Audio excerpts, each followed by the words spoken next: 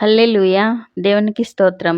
ఈ వాక్యం వింటున్న వారందరికీ యేసుప్రభు వారి నుండి ఆశీర్వాదం, ఆరోగ్యం, ఐశ్వర్యం, సంతోషం, సమాధానం, నిరీక్షణ కలగాలని ప్రార్థిస్తూ సమస్త మహిమ, ఘనత, స్తోత్రం యేసుప్రభు వారికే చెల్లిస్తూ ఈరోజు మనం పరిశుద్ధ గ్రంథం నుండి యెషయా గ్రంథం 3వ అధ్యాయం 10వ వచనం చదువుకుని ధ్యానించుకుందాం.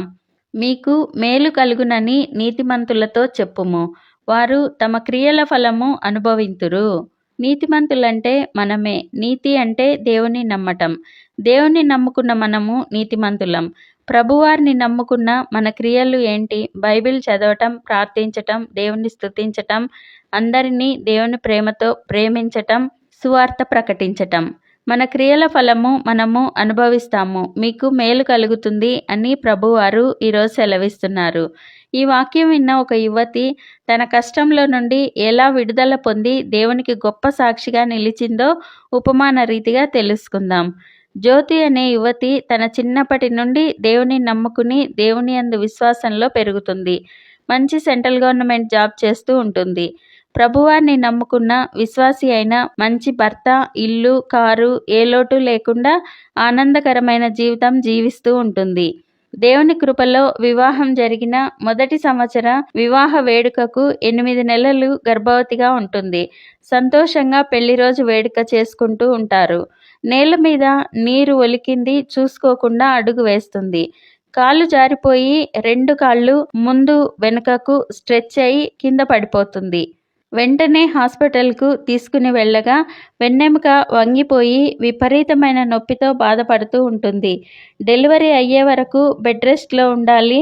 డెలివరీ అయ్యాక వెన్నెముక ఆపరేషన్ చేయాలి అని చెప్పారు డాక్టర్స్.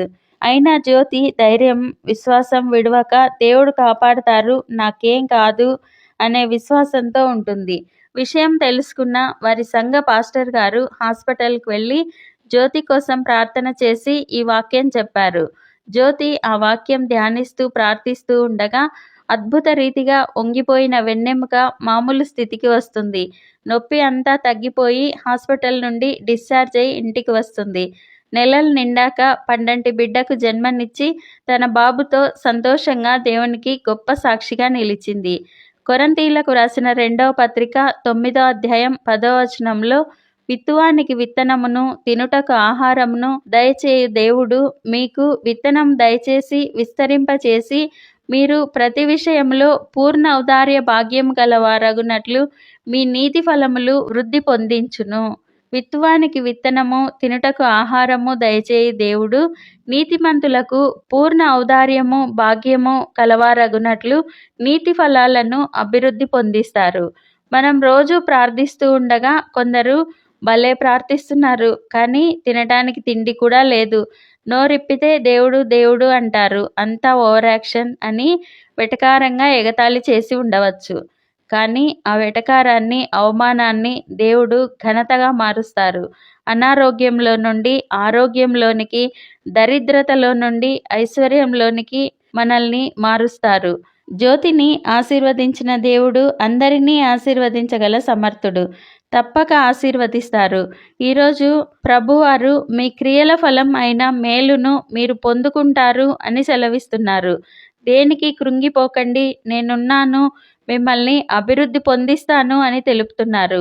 ఆయన సెలవిచ్చారంటే నిశ్చయంగా, తప్పకుండా, ఖచ్చితంగా నెరవేరుస్తారు. మనం నీతి ఫలాలను పొందుకుని అభివృద్ధి చెంది జ్యోతిలాగా ఆయనకు గొప్ప సాక్షులుగా నిలుస్తాం. ప్రార్థన చేసుకుందాం.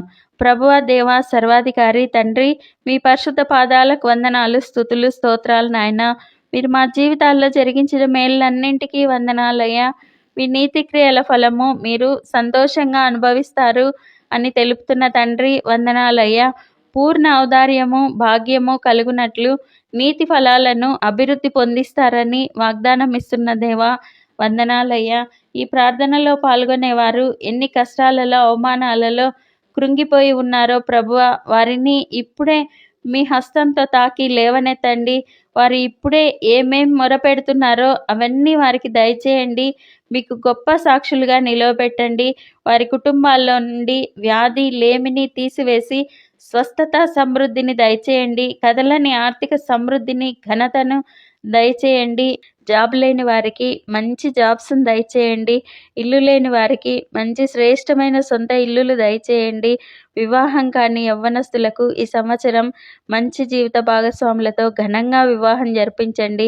ఎగ్జామ్స్ రాస్తున్న పిల్లలందరినీ మీ జ్ఞానంతో నింపి ఎగ్జామ్స్ బాగా వ్రాసి మంచి మార్కులతో పాస్ అయ్యేలా దీవించండి.